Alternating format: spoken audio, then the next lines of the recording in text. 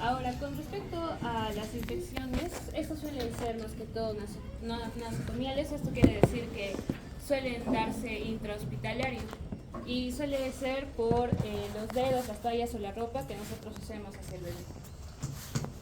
Ya, la clasificación en sí son tres tipos de impétigo: es el impétigo no ampolloso, el ampolloso y el ectima. El principal, que es el ampolloso, es el que vamos a tenerlo en cuenta porque este es el que se da en lo que son neonatos. Sin embargo, también está el impétigo no ampolloso, que este normalmente suele ser más común en personas adultas y en niños mayores.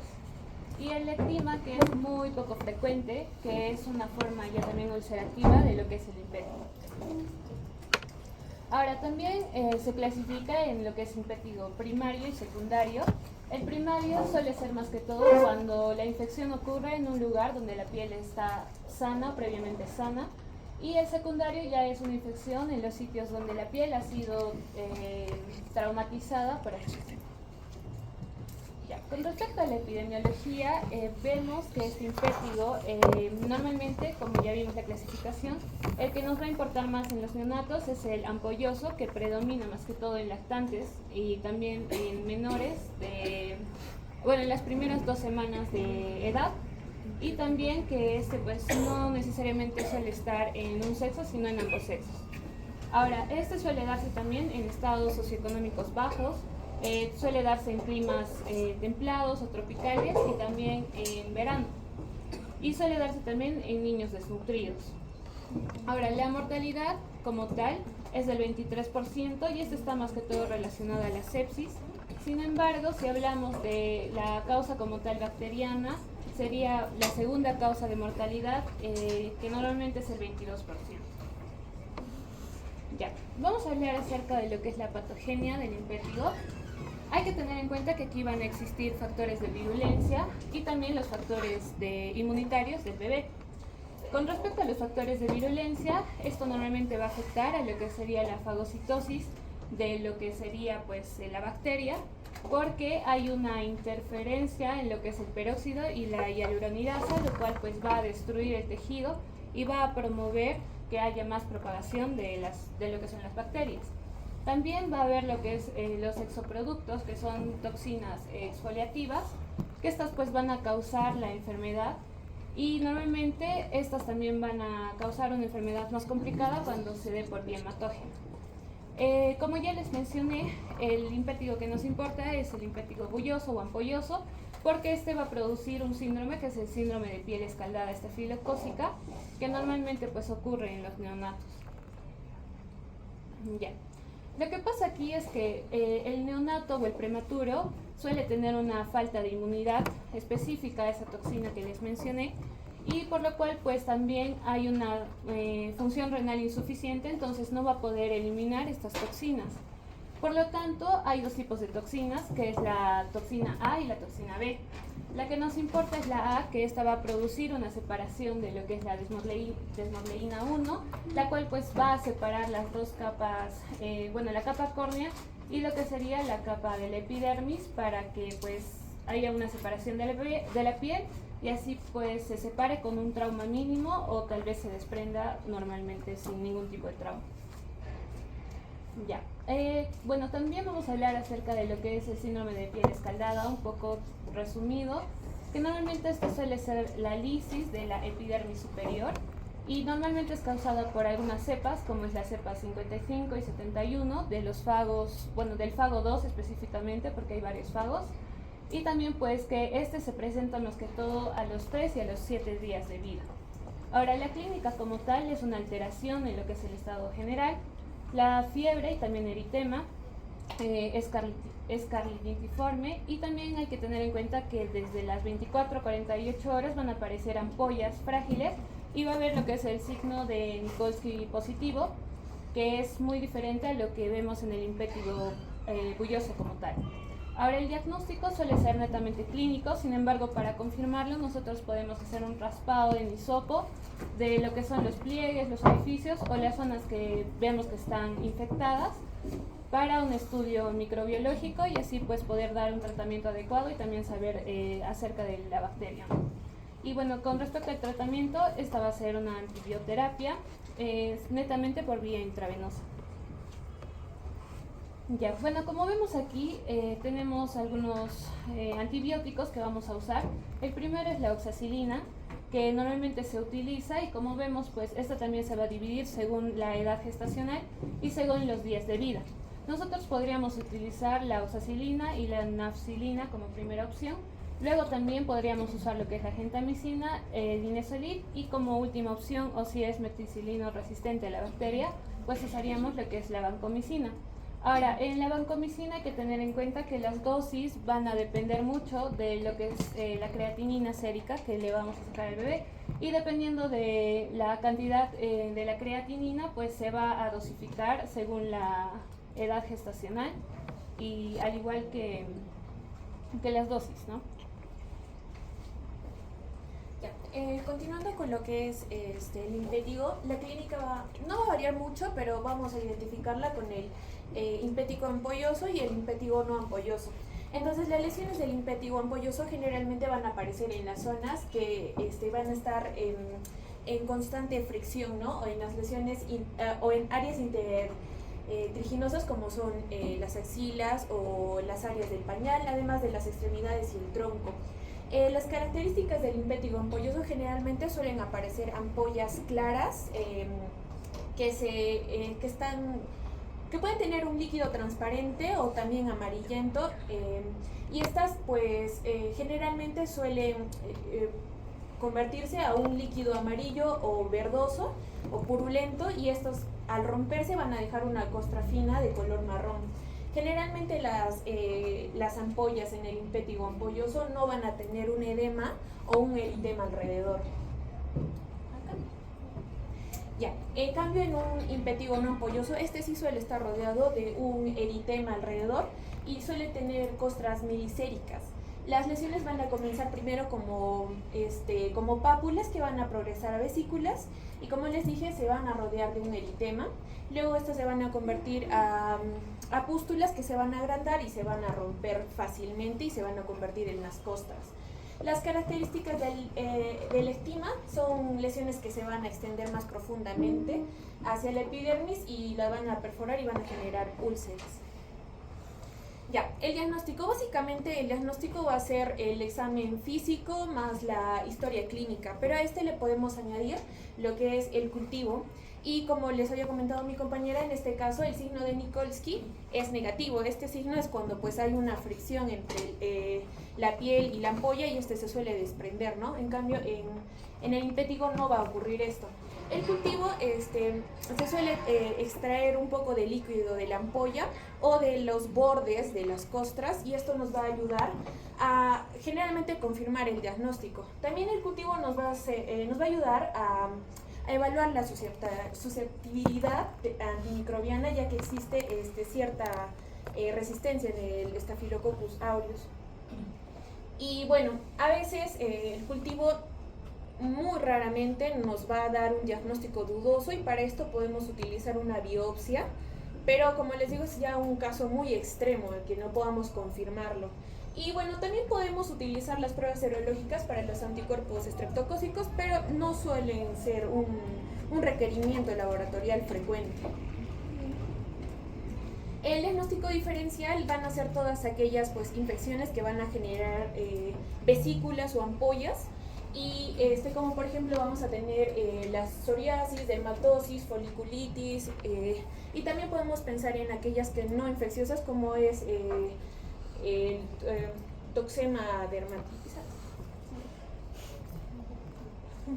Ya, ahora respecto al manejo, aquí vamos a tener una clasificación más del impétigo, que va a clasificarse como localizado o un impétigo extenso.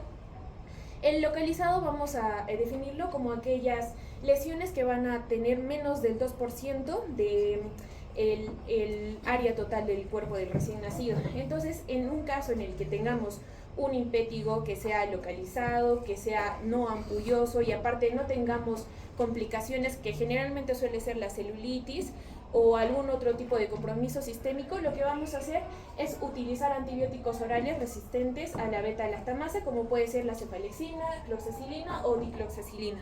Ahora, el otro caso en el que vamos a tener una complicación sistémica, también en el impétigo ampulloso, lo que vamos a hacer es que en este caso suele progresar rápidamente hacia algún tipo de complicación y por ende este tiene que ser un tratamiento parenteral con generalmente nafcilina, oxacilina o metacilina. Y bueno, recientemente se ha demostrado que en los casos, en el primer caso que les comentaba, en el que no había complicación y tampoco había un impétigo ampuloso, se podría utilizar un antibiótico tópico, como es la mupirocina y el ácido fucídico. Y finalmente tenemos el caso en el que hay una resistencia a la meticilina y de elección siempre va a ser la vancomicina. También he encontrado otros tipos de esquemas. En este esquema, por ejemplo, era de neonatos a términos y de neonatos prematuros y también de acuerdo al peso, ¿no? Y como les dije, en general es casi siempre lo mismo. Terapia intravenosa con compromisos sistémicos y en los prematuros también la terapia intravenosa y siempre con los mismos antibióticos. Pero ojo, lo que les mencionaba sobre lo que les mencionaba sobre el tratamiento tópico con ácido fucídico o mupirocina, eso solamente va a ser en los casos de impétigo no ampolloso sin complicaciones. En el impétigo ampolloso no se puede utilizar los antibióticos tópicos. Siguiente. Bueno, un poco más, ¿no? Es la descripción de los antibióticos, que también podría utilizarse las cefalosporinas de primera generación o la clindamicina, que es un inhibidor de la síntesis proteica que va a ayudar a disminuir la producción de los tóxicos, ¿no? Siguiente.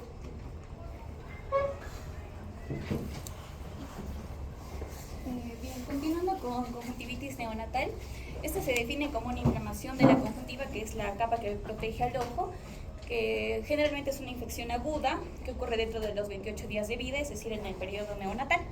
Es la enfermedad popular más común, frecuente en esta etapa etaria. Siguiente, por favor. Su etiología, pues tenemos la infecciosa y las químicas. Dentro de la causa infecciosa tenemos a las bacterianas y las virales. Las infecciosas, las bacterianas mejor dicho, son generalmente por una transmisión vertical durante el canal del parto, generalmente, aunque también se ha visto en casos de cesárea. Y los patógenos incluidos dentro son la Neisseria gonorrhoeae, que produce una conjuntivitis gonocócica, y la Chlamydia trachomatis. Recordemos que la Neisseria es un diplococo gram negativo aerobio, que históricamente se ha conocido por producir ceguera y pues cuya prevalencia e incidencia ha disminuido por la profilaxis oftálmica neonatal que administramos con tetraciclina o eritromicina actualmente. En cuanto a la Chlamydia trachomatis, esta es la causa más frecuente de conjuntivitis neonatal en el mundo, ya que esta terapia profiláctica no previene la Chlamydia trachomatis o una conjuntivitis por clamidia. En cuanto a las causas virales, de lejos el virus de herpes 2 es el más frecuente, aunque también se puede presentar el tipo 1 y los adenovirus del 1 al 7. En cuanto a la conjuntivitis química, se conoce más al nitrato de plata, que suele ocurrir en las 24 horas de vida, que actualmente está en desuso, aunque también se ha visto casos con los antibióticos de eritromicina o tetraciclina. Este nitrato de plata se ha sido administrado por primera vez en 1881, inicialmente con 2% del nitrato de plata, y fue disminuyéndose al 1% y actualmente está en desuso. En cuanto a la epidemiología, pues dada la profilaxis oftálmica que se da, la conjuntivitis por gonococo ha disminuido.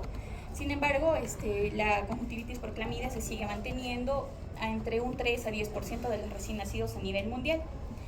Y la tasa de transmisión, o sea, es decir, de una madre que tiene gonococo o que tiene Neisseria gonococo o clamidia, en caso de la clamidia hay una tasa de transmisión de 50 a 70%, y de gonococo de 30 al 50%. Estas cifras son sin la profilaxis que se administra, ¿no? Por lo tanto, va a depender también de la frecuencia de las infecciones, de la recurrencia de las infecciones maternas, de las medidas profilácticas que se tomen, de las circunstancias del parto, ya sea un parto vaginal, un parto por cesárea, y también la exposición neonatal, ¿no? Las manifestaciones clínicas, según la conjuntivitis bacteriana, se caracteriza por una secreción purulenta, enrojecimiento y edema de párpados. Podemos diferenciarlas entre el gonococo y la clamidia. Ambas van a producir una inyección conjuntival. Sin embargo, el gonococo va a producir una secreción más purulenta, mayor edema, no produce pseudomembranas, y su clínica de presentación se da entre los 2 a 5 días de vida. En cambio, la clamidia tiene una secreción, además de purulenta, mucosa, por lo tanto mucopurulenta, un edema menos marcado. Esta sí forma pseudomembranas y se presenta entre 5 a 14 días de vida, que es su periodo de incubación. Además que, como podemos ver en la imagen, el gonococo generalmente produce una conjuntivitis bilateral. Sin embargo, la clamidia produce una más unilateral. Eso nos puede orientar sobre todo a pedir ciertos exámenes para determinar el agente etiológico, ¿no? O finalmente hacer un tratamiento profiláctico antes de que salgan los laboratoriales. Siguiente, por favor. En cuanto a la conjuntivitis viral, sea la causa, pues van a producir una inyección conjuntival y en este caso es una secreción serosa. Como les mencioné, el virus de herpes simple es la etiología viral más frecuente. Esta suele manifestarse dentro de los primeros 14 días de vida.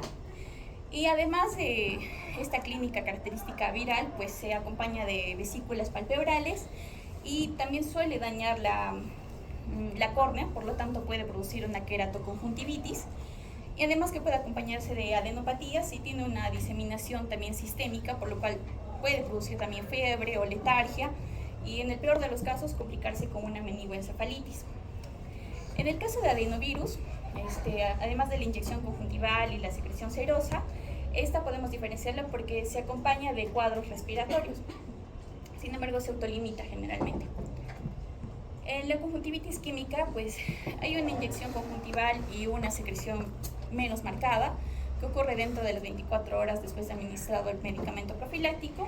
Es más frecuente con el nitrato de plata, aunque también se han visto raros casos de cuando se administra eritromicina o tetraciclinas.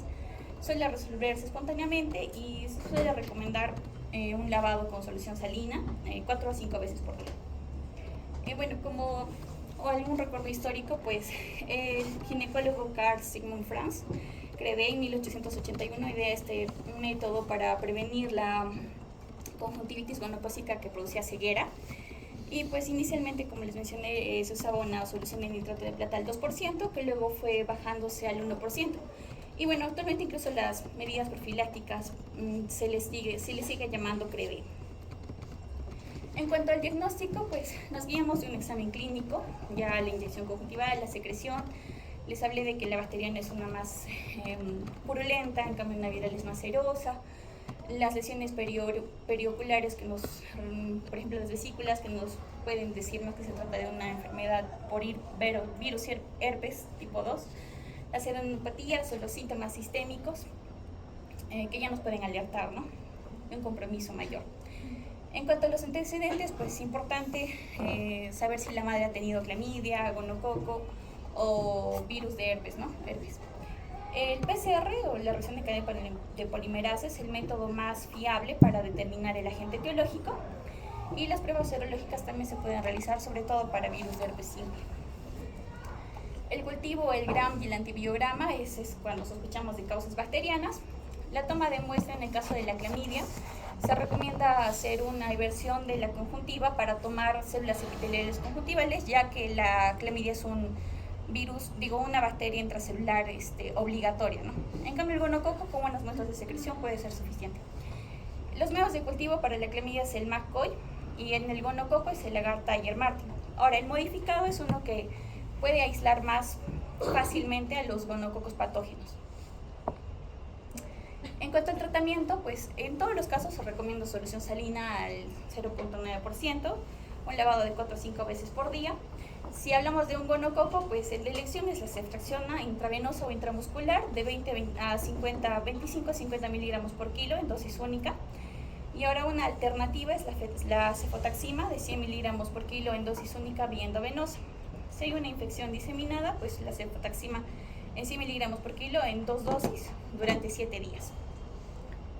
Es importante tener en cuenta que la ceftriaxona se debe prevenir usarse en casos de prematuros y cuando tienen hiperbilirrubinemia. ¿Por qué? Porque la ceftriaxona aísla la bilirrubina de la albúmina, por lo tanto hay un mayor riesgo de neurotoxicidad en este tipo de lactantes. Además que también los lactantes que reciben tratamientos intravenosos con calcio se prefiere no usarse porque puede producir precipitación. Y bueno, si no usamos ceftriaxona podemos usar cefotaxima o ceftazidima. En cuanto a la clamidia trachomatis, pues de elección es la eritromicina, ¿no? De 500 miligramos por kilo por día, en 4 dosis por 14 días vía oral. Sin embargo, teniendo en cuenta la resistencia, podemos usar también la citromicina oral de 20 miligramos por kilo por día en dosis únicas, a una única dosis al día por 3 días. En cuanto a la claritromicina, 15 miligramos por kilo por día en 2 dosis durante 14 días vía oral. Y pues es importante considerar que la terapia tópica no es útil en estos casos. Es importante también tener en cuenta que tanto la eritromicina como la citromicina pueden producir una hipertrofia de píloro, produciendo una estenosis pilórica, ¿no? Por lo tanto, no se debe administrar o evitarse administrar en neonatos menor de 2 semanas de vida y estar atentos ante signos clínicos de obstrucción intestinal. La conjuntivitis viral, pues virus de herpes simple, la ciclovir, 60 miligramos por kilo por día, en 3 dosis durante 14 a 21 días, vía endovenosa. Y bueno, si existe afectación corneal, utilizamos también la pomada tópica de 5 veces al día durante 10 días. En cambio, el adenovirus generalmente se autolimita porque va acompañado de un cuadro respiratorio. Las medidas generales y preventivas generales, bueno, en primer lugar, la profilaxis ocular, ¿no? Que se administra eritromicina de elección al 0.5%. En nuestro caso, tetraciclinas, que usamos al 1%. Aunque ninguna de estas medidas va a prevenir una conjuntivitis por clamidia, sí previenen la conjuntivitis por gonococo, que es la que produce ceguera, ¿no? En cuanto al tratamiento prenatal, o tener en cuenta esto es hacer un seguimiento a la madre durante el embarazo para prevenir y sobre todo diagnosticar y tratar tempranamente para evitar estas transmisiones verticales. La higiene adecuada, muchas veces esto no lo tenemos en áreas rurales, ¿no? El lavado de manos, sobre todo antes de aplicar ungüentos o gotas oftálmicas, la higiene facial, el uso de toallas personales. Tampoco se recomienda compartir frascos o goteros o ungüentos oftálmicos, tampoco automedicarse y no usar corticoides oftálmicos. Las complicaciones pues pueden producir una cicatriz conjuntival, una queratoconjuntivitis, más frecuentes en virus de herpes, los leucomas, que son las manchas blancas que se quedan en la córnea, las úlceras corneales, una perforación corneal, una ceguera permanente, que es más frecuente por gonococo, o una diseminación sistémica que se da generalmente por infecciones herpéticas, que además pueden producir meningoencefalitis y daño neurológico permanente. Los signos de alarma son una secreción purulenta abundante, que el paciente no mejore los 5 días de tratamiento. Cuando hay una opacidad corneal o limitación a los movimientos oculares, se recomienda hacer una interconsulta de oftalmología. Este es un flujograma que está en la guía del MINSA para la conjuntivitis neonatal. Entonces, si observamos hiperemia, ojo rojo, una secreción, se recomienda recoger una muestra de exudado conjuntival y faringoamigdalar, ¿no? Se hace una tinción de Gram, un cultivo, PCR para determinar la etiología. Si el paciente está en mal estado general, pues lo hospitalizamos, hacemos una analítica general, hemograma, hemocultivo, punción lumbar, y podemos iniciar tempranamente sin tener agente etiológico, pues cefotaxima intravenoso, valorar aciclovir si hay una sospecha de infección por virus de herpes. En caso si está el paciente en buen estado general, solicitamos una tinción de Gram. Si encontramos diplococos, siguiente por favor. Si encontramos diplococos Gram negativos, ya nos puede hablar de una si hay signos de conjuntivitis gonocócica, iniciamos ceftriaxona o cefotaxima. Si no hay signos de conjuntivitis gonocócica, pues esperamos el PCR cultivo. Si el PCR es para clamidia trachomatis, acitromicina. Si es para gonococo, pues ceftriaxona, cefotaxima. Y si encontramos positivo para herpes virus 1 o 2, pues una aciclovir, ¿no? En cuanto de que si encontramos gram negativas o gram positivas, que no sea obviamente gonococo o clamidia, en gram negativos usamos tobramacina, si no tenemos tetraciclinas, y gram positivos eritromicinas. Este es un tratamiento tópico. Y si no encontramos el microorganismo, pues solemos esperar el PCR o podemos hacer un tratamiento tópico. Siguiente. Y bueno, en conclusión, la conjuntivitis neonatal es una condición prevenible, tratable, Y la profilaxis ocular y el tamizaje el control prenatal es esencial para evitar la incidencia de la enfermedad. Y lo importante es hacer un diagnóstico y una referencia oportuna para evitar complicaciones y mejorar los resultados de los neonatos con conjuntivitis neonatal.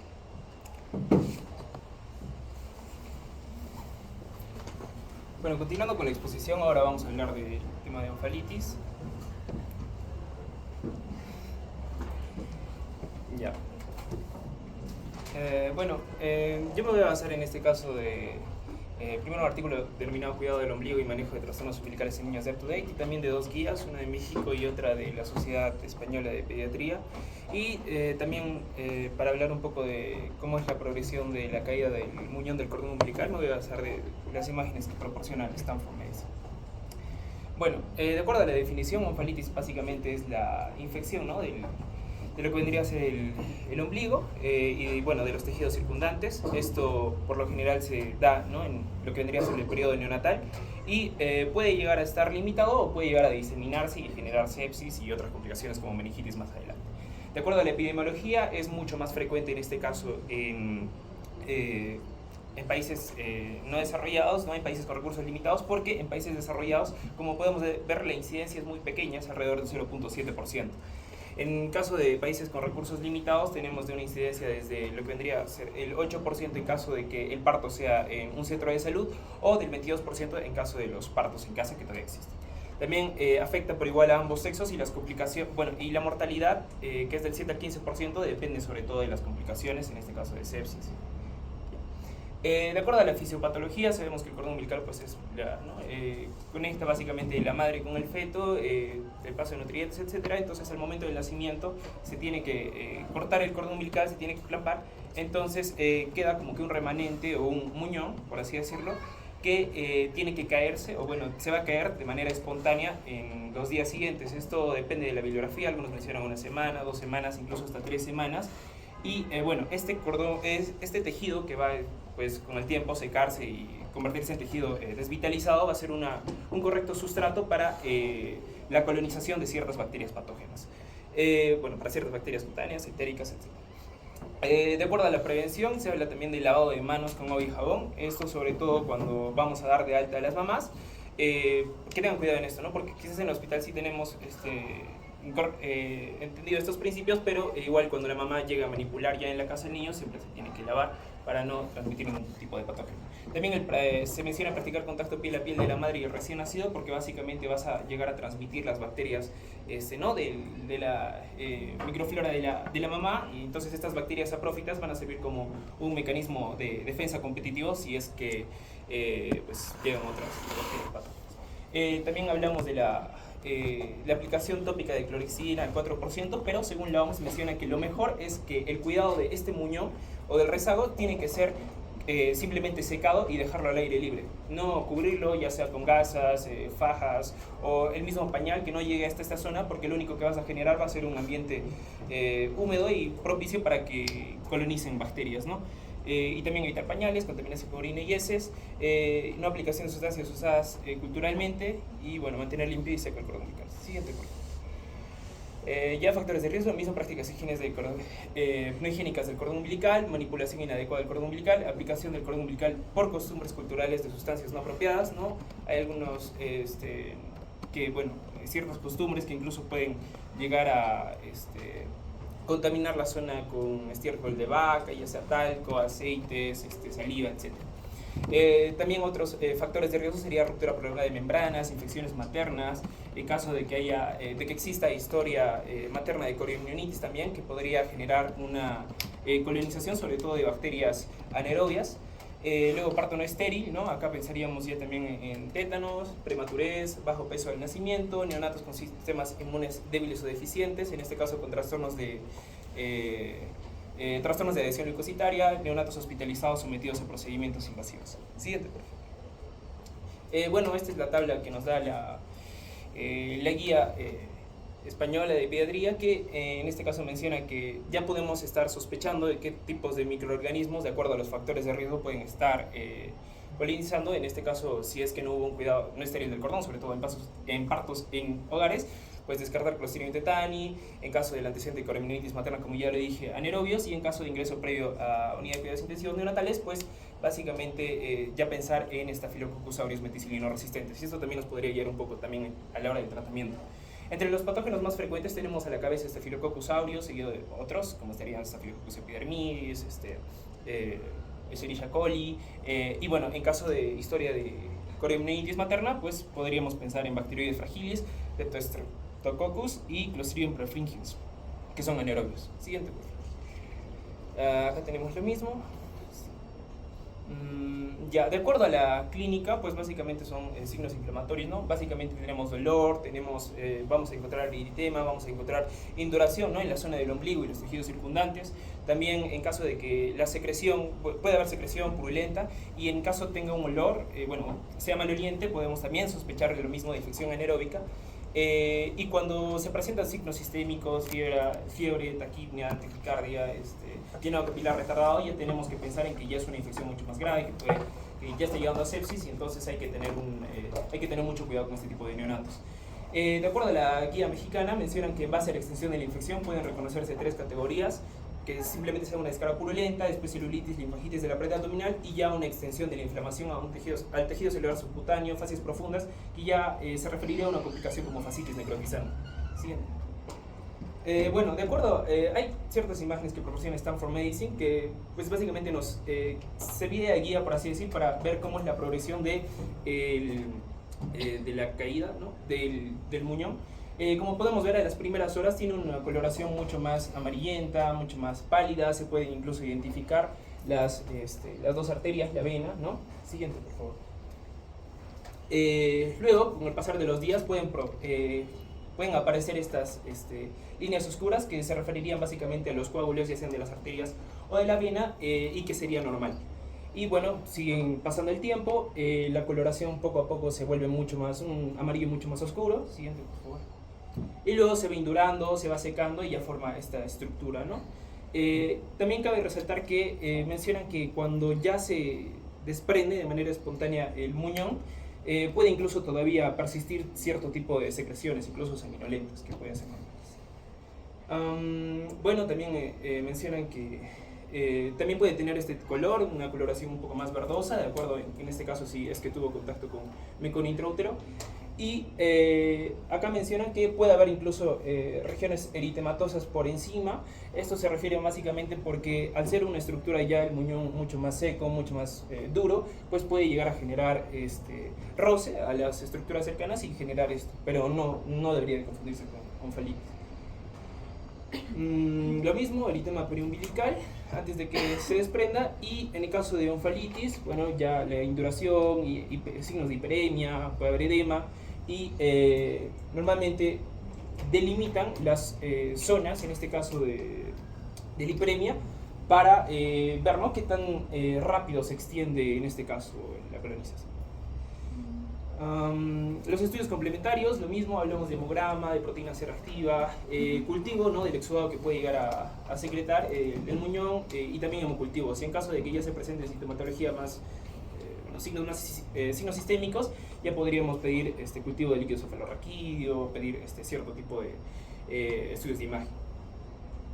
De acuerdo al diagnóstico, el diagnóstico es más que nada netamente clínico, y de acuerdo a la guía mexicana mencionan que nosotros podemos clasificarlo de acuerdo a la gravedad. Esto depende del tamaño. En caso de que estas zonas de hiperemia, estas zonas de edema sean menos de 5 milímetros y no presenten sintomatología sistémica, nosotros ya podemos pensar el tratamiento sería básicamente un aseo correcto del cordón umbilical, y podríamos llegar a utilizar antibióticos tópicos como mupirocina. En caso de que sea un área menor de 5 milímetros y ya presente sintomatología sistémica, o lo mismo, que sea más de 5 milímetros aún sin sintomatología sistémica, ya se empieza como tal con la terapia endovenosa, con los antibióticos, con el tratamiento empírico de antibióticos. Siguiente, por favor. Los diagnósticos diferenciales pueden ser con uraco permeable, granulomas umbilicales, pólipos umbilicales y funicitis. Funicitis no tiene mucho que ver porque básicamente la funicitis viene a ser la inflamación más que nada de la gelatina de Wharton, del tejido conectivo.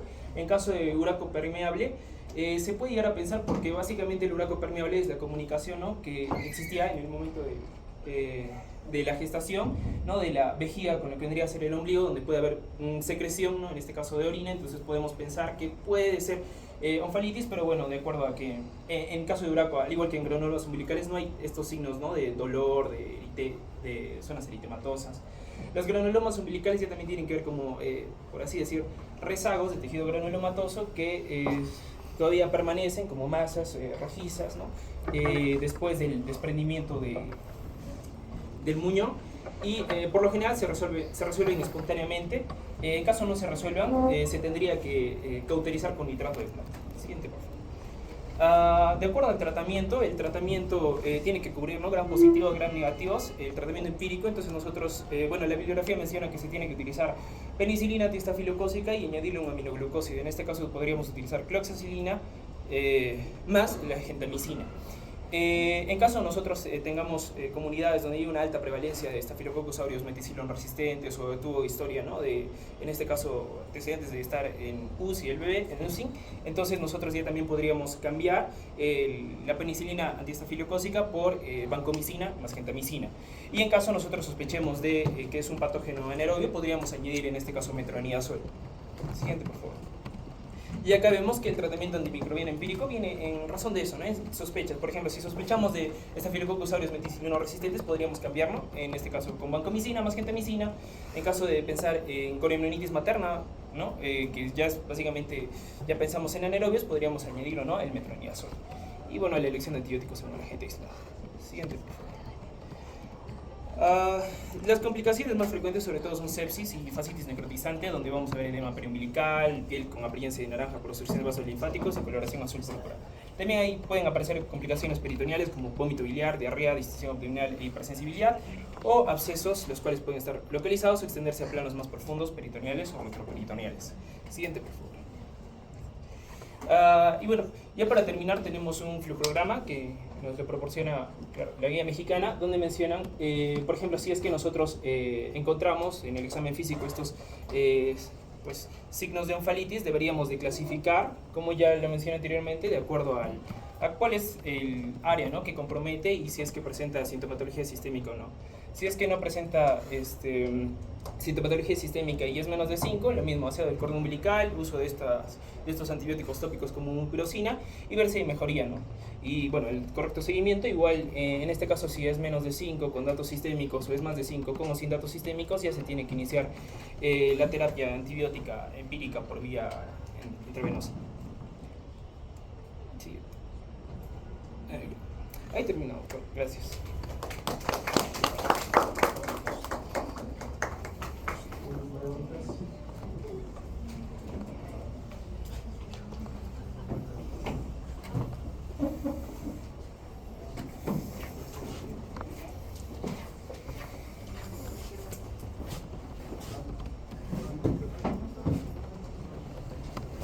¿Cuál de las investigaciones que han mencionado hoy tiene más riesgo de llegar a ser Onfalitis.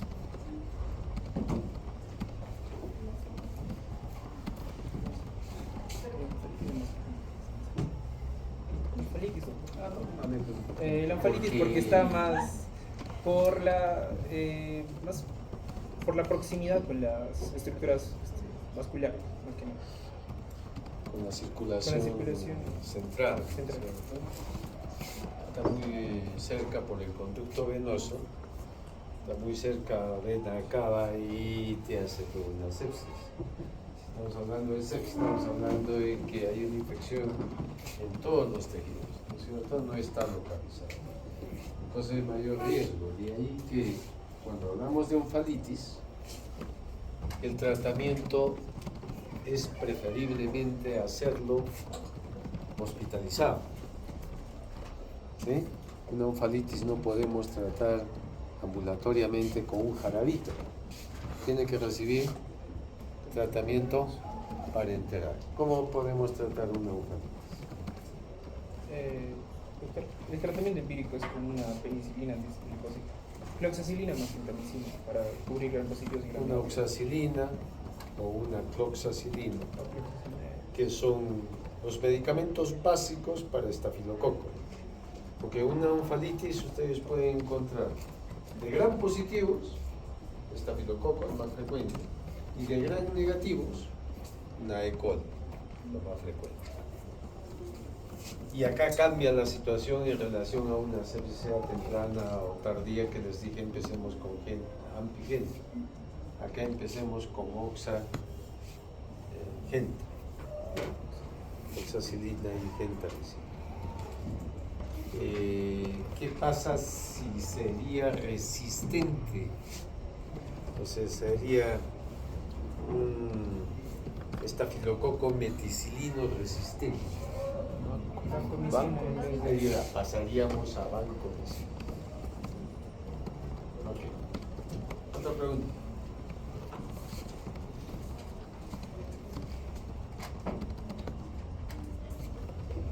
Sobre el tema de clamidia, de la conjuntivitis neonatal congénita, si la, por ejemplo, se tiene que, es posible detectar a la clamidia de la madre, pero dice que es el patógeno más frecuente, y usualmente la clamidia trachomatis se transfiere por el cambio de vaginal del parto, ¿no? No hay otra forma de prevención. O sea, no se recomendaría realizar parto necesaria o no. Claro. En los controles prenatales se tiene que identificar estas bacterias, ¿no? Y tratar en la madre en lo posible, ¿no? Eso es la forma más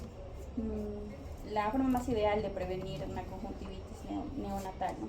Porque su transmisión ocurre más que todo cuando es por vía vaginal el parto, aunque también es raramente, pero sí se han visto casos por cesárea. Claro, debería ser, ese es un tamizaje materno, ¿no? Pero no está indicado la cesárea. ¿Sí? No porque tengan clamidia van a hacer cesárea. Además, muchas veces son portadores así la mamá, ¿no? Así que ahí lo adquiere durante el parto. ¿Cuál es la diferencia clínicamente entre una conjuntivitis por clamidia y una por gonococo? Ambas producen una secreción purulenta, sin embargo la conjuntivitis por gonococo afecta a ambos ojos, es más purulenta, en cambio la conjuntivitis por clamidia es más mucopurulenta. El gonococo tiene mayor edema palpebral y se presenta entre 2 a 5 días de vida, y en cambio la clamidia trachomatis tiene un periodo de incubación de 5 a 14 días y se presenta en este periodo, y es una conjuntivitis que es más unilateral, con pseudomembranas. ¿Quién es más unilateral? ¿Doctor? ¿Quién es más unilateral? La clamidia. Pues no necesariamente. No necesariamente, pero es lo más frecuente. Pero el tiempo es importante. ¿Me han escuchado? ¿No? De 3 a 5 días, gonococo, y generalmente después de los 5 días es la clamidia.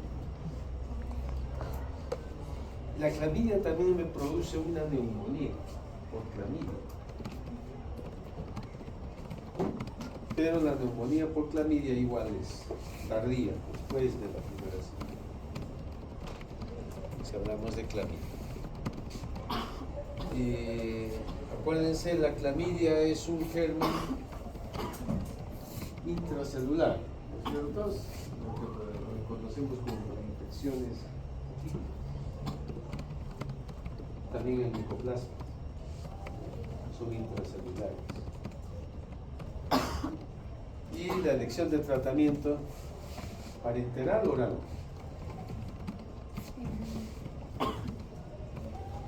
¿Qué les digo? No te han escuchado. Los de acá no te han escuchado. Bueno, el tratamiento en Neisseria gonorreae, en gonococo No, en clamidia estamos. en clamidia es vía oral. Acitromicina, también usamos la eritromicina o también la claritromicina. Ambas pueden producir estenosis pilórica. En esos casos podemos usar una claritromicina de forma electiva, ¿no? La de elección es eritromicina. En forma periférica, no hay mucha resistencia a este antibiótico y podemos usarlo, ¿no? Ya en ciudad podemos usar de preferencia acitromicina. Ya, la que ustedes van a tener en el centro de salud eritromicina. ¿Sí? Entonces ya saben, 50 miligramos por kilo día. Y eso dividido En 4 dosis. cada 6 horas, por 2 semanas. ¿Sí? Entonces, para la clamidia, el tratamiento es vía para gonococo. Endovenoso. Es la ceftriaxona o la cefotaxima. Pero a veces no utilizamos ceftriaxona en recién nacidos. Ceftriaxona. O cefotaxima. ¿No es cierto?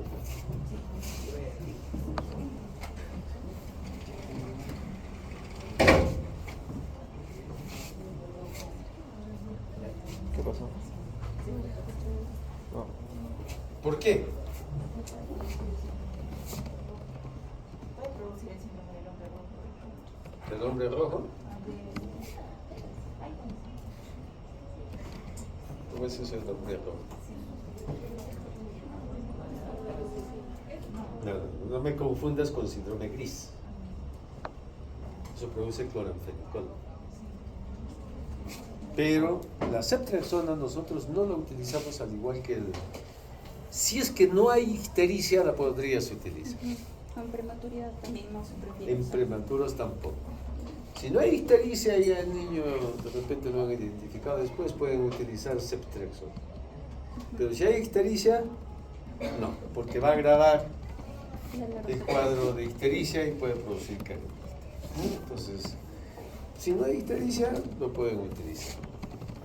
Como alternativa tienen la cefotaxima, que podríamos utilizar a la dosis de 100 miligramos por kilo en dosis 1. No tienen cefotaxima en el centro de salud porque es una cefalosporina de tercera. ¿Qué utilizan? Ceftazidima. Ceftazidima. También es otra cefalosporina de tercera generación.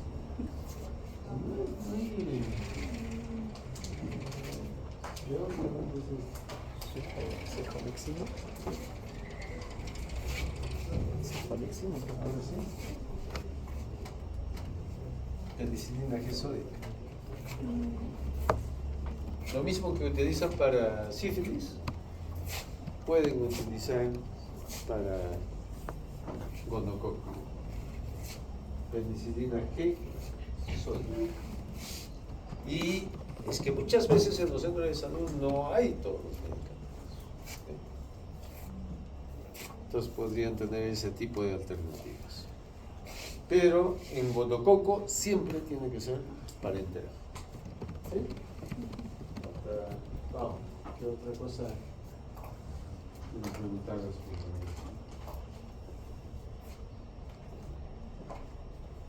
Vamos.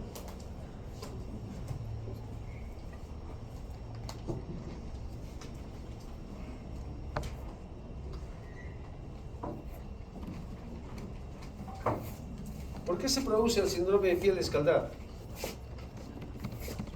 Doctores, por las toxinas de Staphylococcus aureus y por algunas cepas. Normalmente es por la 51 y la 72. Que producen toxinas Ajá, toxinas, y eso hace que se dé... que son de tipo exfoliativo exfoliativo. y producen en el estrato córneo de la piel. Hay unas uniones entre células y células, desmosomas se llaman, ¿no es cierto? ¿Sí? ¿Y qué hace la toxina? Esos puentes lo destruye. Entonces comienza a separarse, ¿no es cierto? Por medio de estos desmosomas que unen cada uno de sus células, ¿no? Los separan. Y es bien feo cuando tenemos un recién nacido con piel escaldada. Parece un quemado. Tiene la impresión de que es un quemado. Tratamiento, ¿Qué hacemos? ¿Cómo lo van a referir? Doctor, el tratamiento es netamente endovenoso y nosotros usamos oxacilina. En este caso también se divide según la edad gestacional y los días de vida. Si es menos de 7 días de vida y si es menos de 34 semanas, se da 25 miligramos por kilogramo cada 12 horas de lo que sería la oxacilina. Y bueno, ¿Y si fuera un estreptococo?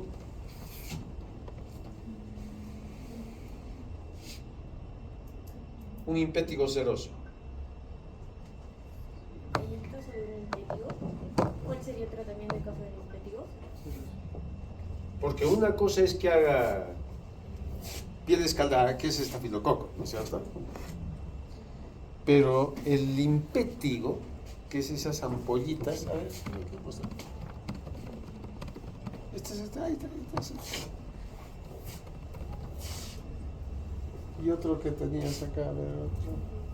Acá.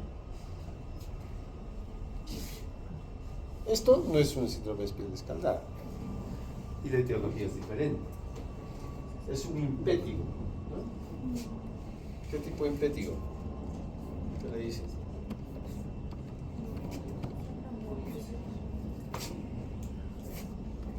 Ampolloso, ¿no? Hay impétigos ampollosos y hay impétigos no ampollosos. Generalmente, ¿cómo lo identifican?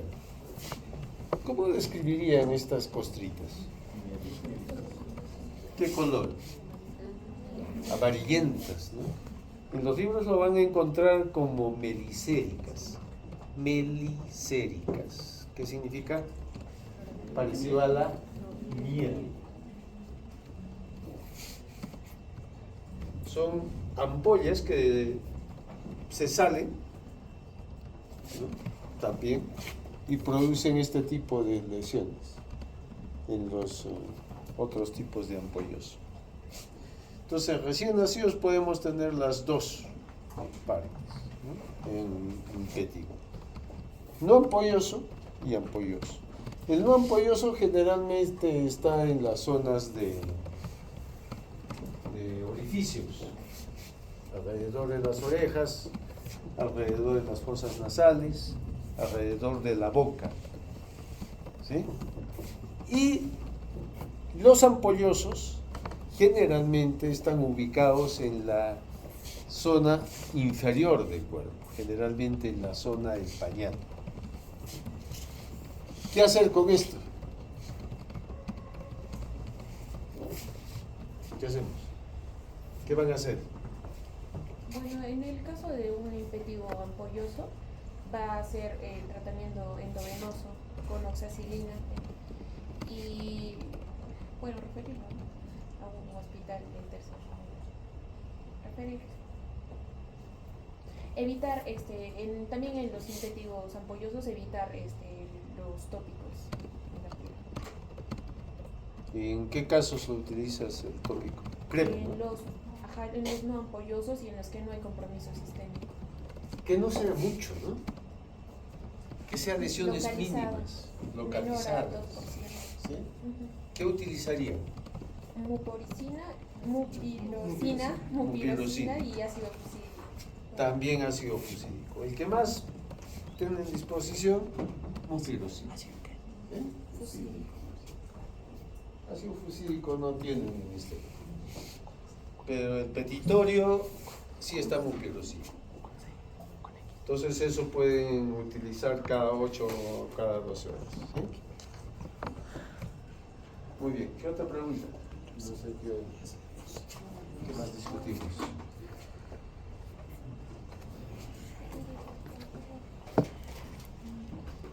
Está conectado a internet, ¿no? Ponme acá internet y sale una imagen de granuloma umbilical.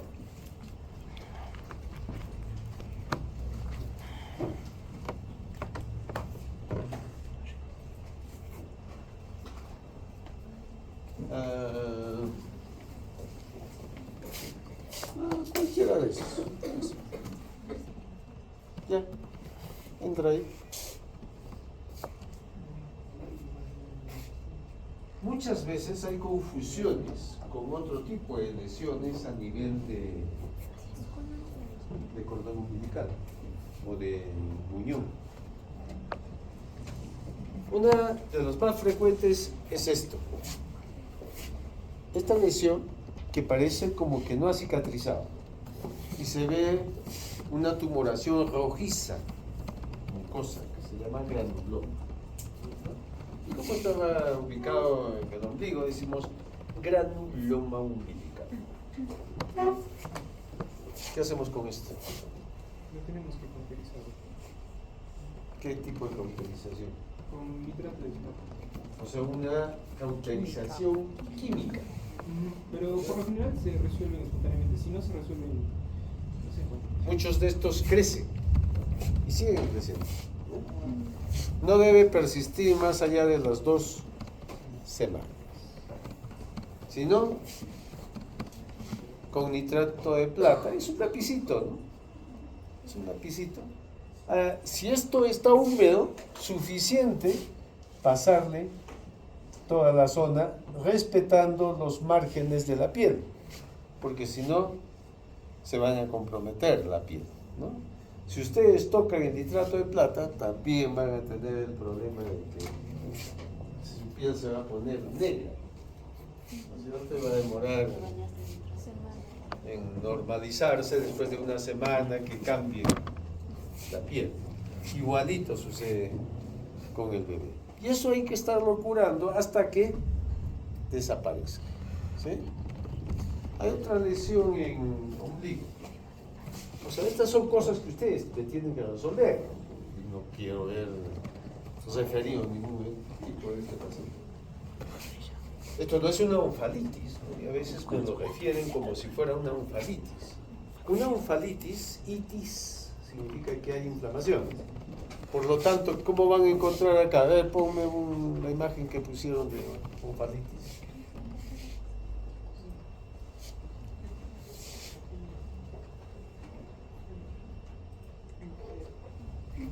Ahí tampoco hay onfalitis. Acá.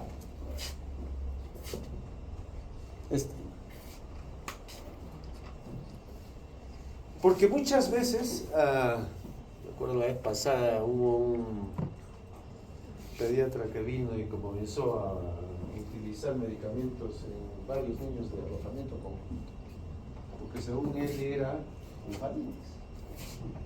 ¿Por qué? Porque todo alrededor del muñón umbilical estaba rojo. ¿Pero por qué estaba rojo?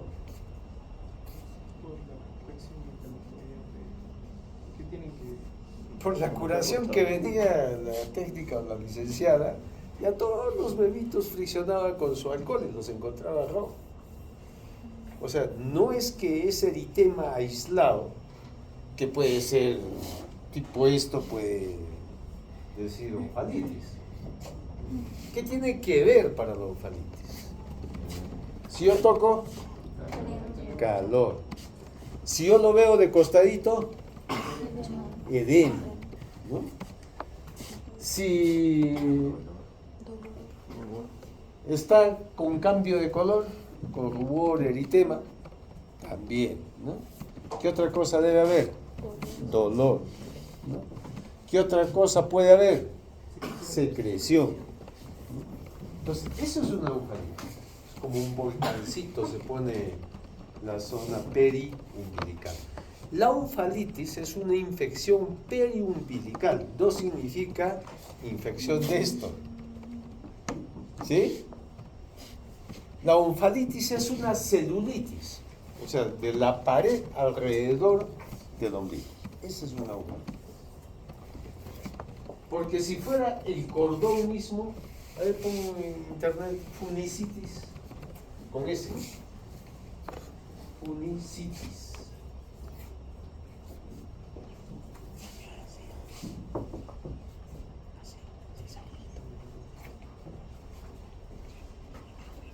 Acá, primero.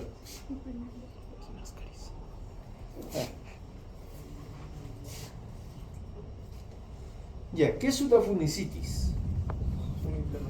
Una inflamación del muñón. ¿Seca? No seca. No seca. Puede que no haya onfalitis, pero hay fundicitis. Porque lo remojaron, porque lo mantenieron tapado con gasa, ¿no? Dentro del pañal. Entonces hay un compromiso del mismo muñón, en las cuales es como un trapito mojado. ¿Sí? Si ustedes ven un buen muñón a las 24, 48 horas está momificado, y esa es la idea. Que se momifique, que no permanezca húmedo, que rápidamente se seque. ¿Sí?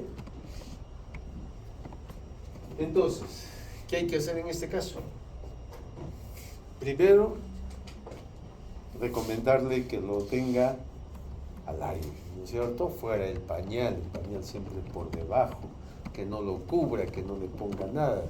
Por ahí pueden utilizar una solución antiséptica, sea de solución de clorhexidina o alcohol en todo caso, ¿no? Y dejarlo que seque. En el caso de una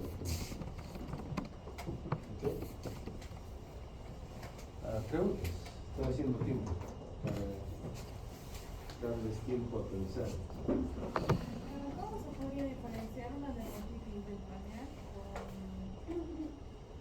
la dermatitis, o sea, con esta dermatitis? ¿No se puede diferenciar entre dermatitis del pañal?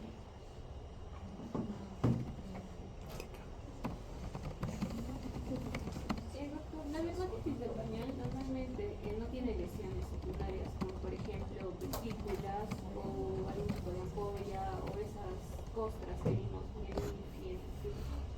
Es más que todo un eritema como tal dentro del pañal y normalmente es causado por la cándida, es lo más frecuente.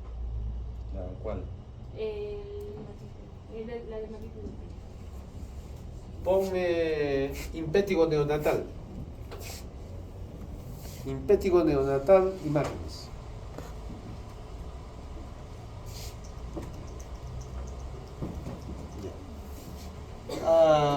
Ponme esta.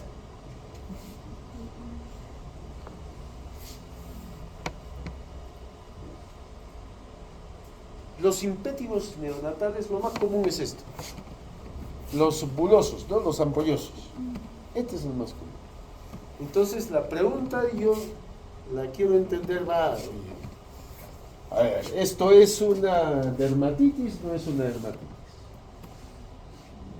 No, pues porque hay lesiones, ¿no es cierto? Aisladas, de diferente diámetro, ¿no? Ahora ponme una dermatitis del pañal. Solamente si tampoco tienen eritema. ¿No hay una dermatitis? No, en una... Este tiene un halo. Este tiene un halo eritematoso. ¿Sí? Alrededor de la ampolla hay un eritema. Ahora ponme un... A ver, amplíalo un poquito. No, visita la página, si no se distorsiona la imagen. Y bájala y ahí sí me la subes. Ya está. Ok. Entonces, ¿qué es una dermatitis? Es un eritema que está circundado al área del pañal, respetando pliegues. Quiere decir que si este pliegue yo lo abro, el pliegue está intacto. ¿Sí? Está clarito más bien. Hay una raya blanca en ese pliegue. Cosas plásticas. A veces esto no lo encuentra en un libro. Pero ¿qué pasa si está comprometido los pliegues? Ahí sí pienso en... ¿En qué? Si los pliegues hay ahí lesiones. Ahí pienso en una micosis. Ahí pienso en una cándida. Porque se mete ahí. ¿En qué otra cosa pienso en cándida? Si hay nódulos en la zona, como nódulos, ¿no?, exfoliativos, indurados. Eso también pienso en Cándida. Son unos nódulos que no curan pues, fácilmente, porque no tienen por qué curar si no doy el tratamiento de nistatina, por ejemplo. Pero fíjense lo que hay ahí. Es la zona expuesta en que está en contacto con el pañal. ¿Y por qué se produce? Estoy saliendo un poco del tema, ¿no? Esto habíamos hablado en examen físico, ¿no? Que había también zonas de dermatitis del pañal. ¿Por qué se produce? ¿Por no cambiar el pañal? Una reacción de sensibilidad. Es que hay varios factores, ¿no? Mucho tiempo en contacto con las deposiciones y la orina. Puede ser. Porque cambiaron el tipo de pañal. Sí, también puede ser. Hay opciones. Muchas veces me dicen, vienen a la consulta y me dicen, doctor, es que he cambiado de pañal y de repente apareció eso. Y de verdad, pues le cambiaron el pañal. La gente dice, oye, este gasta 6 pañales al día y sale caro, pues, ¿no? A ver, un pañal más barato, ¿no? O sea, o hago dos cosas. O lo dejo más tiempo, o compro un pañal más barato. Los dos tienen consecuencias. Más tiempo en contacto, sí, pues va a haber un proceso de irritación de la piel. Compro un pañal más barato, estaba comprando uno más caro y le compro otro más barato, también puede ser. ¿Por qué creen que los pañales tienen diferente precio? Por la absorción. ¿Y qué absorbe en un pañal? El gel. Lo mismo que tienen las toallas íntimas, ¿no? Igual, es idéntico. Así que va a depender de la cantidad de gel. Por eso hay pañales, incluso dicen noche, ¿no? ¿Qué significa ese noche? Mayor absorción, mayor cantidad de gel. Lógicamente es que yo les pongo mayor cantidad de gel, caro. Entonces sí, pero va a absorber más, ¿no? Entonces depende mucho. ¿De qué otras cosas depende? Puedo hacer una clase sobre dermatitis en una hora. Del pH. El pH de la piel influye y el pH de las secreciones también influye. Por eso a veces utilizamos jabones neutros, ¿no? Que no sean, que no me cambien el pH de la piel. Porque los jabones que son alcalinos, ¿no es cierto? Me cambian el pH de la piel. Deberían ser unos jabones neutros, ¿no? O incluso utilizar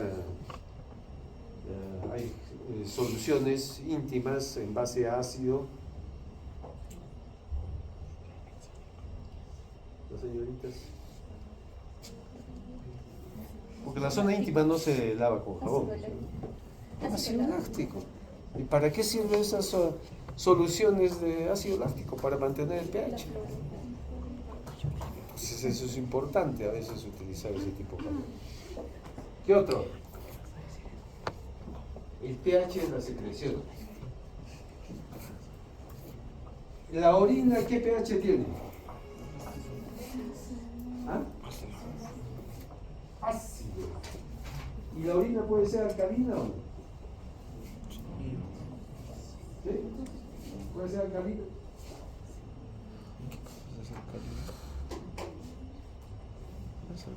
No sé si han cambiado a sus hermanitos también. Sí, los que tienen hermanitos chiquitos o sobrinitos. Y de repente han abierto el pañal y tiene un olor a orina bien fuerte. No todos los orines tienen la misma intensidad en el olor. ¿De qué depende? Muchas veces de la dieta. ¿no? Porque esto ocurre en todos los primeros meses. La presencia de amoníaco es diferente en las orinas. Los que tienen más cantidad de producción de amoníaco van a tener más producción y eso es como que huele más fuerte la orina. Y esos son los que pueden tener también esto. Y ahí podríamos acidificar la orina, ¿no? A veces lo hacemos con vitamina C, el ácido ascórbico. Entonces hay varias formas. Como se ven, ahí me toca un tema, les puedo hablar un montón de tiempo. ¿Qué otra cosa?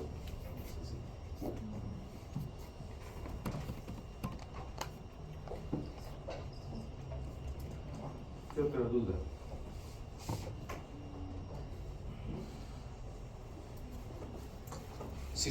Si tienen una dermatitis del pañal que no mejora con lo usual, ¿qué utilizamos lo usual para dermatitis del pañal?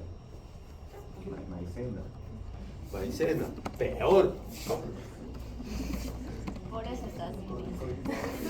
Peor va a estar ese. Al día siguiente va a estar peor. ¿Por qué? No, quiero que me entiendan y me parece. Gracias por la respuesta. ¿Por qué no utilizar maicena?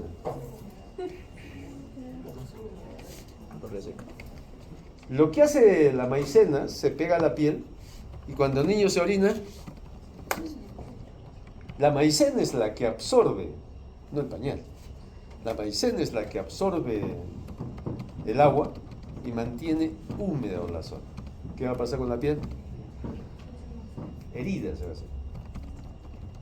Entonces, ¿qué utilizo? Corticoide. El corticoide me va a hacer una atrofia de piel con adelgazamiento de piel, va a ser peor. ¿Qué utilizo? Bepantene, ya está recetando la doctora. Bepantene es a base de vitaminas regeneradoras, ¿no es cierto? Pero hay unas... Estas cremas tienen que tener este producto. Todo, lean. Es como cuando van al mercado y antes de comprar, lean al menos la fecha de vencimiento, qué contiene, qué componentes, ¿no? Qué químicos. Ahora en moda todo lo compramos envasados, ¿no? Óxido de zinc. El óxido de zinc es el secante. ¿Sí? ¿Qué pasa si yo pongo una cremita, una crema grasosa con óxido de zinc? ¿Qué va a pasar con el líquido? El niño se orina. ¿Y qué va a pasar? Va a resbalar, ¿no es cierto? Porque está la piel tipo grasosa, el líquido no se va a quedar, va a resbalar, se va a absorber. Lo que actúa como secante es el óxido de zinc, que están en diferentes productos. Uno de los más comunes, que lo único también que hay en el hospital para darles a los asegurados es pasta nasal. Pero comercialmente, pues yo no hablo de productos comerciales porque no soy propagandista médico. Entonces, hay un montón de cremas a base de óxido de zinc. Les van a venir a presentar, ¿no? Para que ustedes receten. Sencillamente una cremita de óxido de zinc.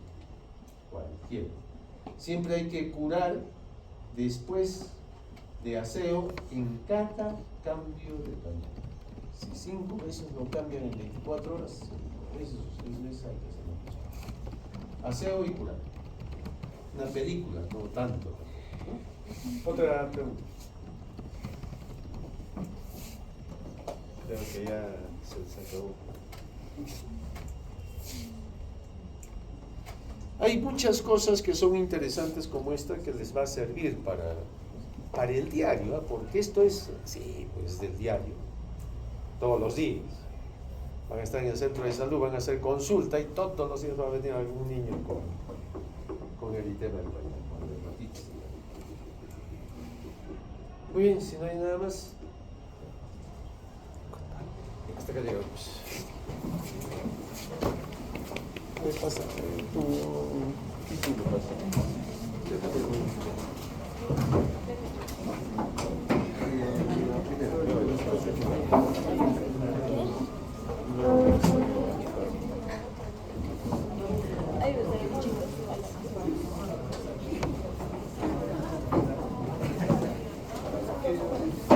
pues. Me regalas un librito.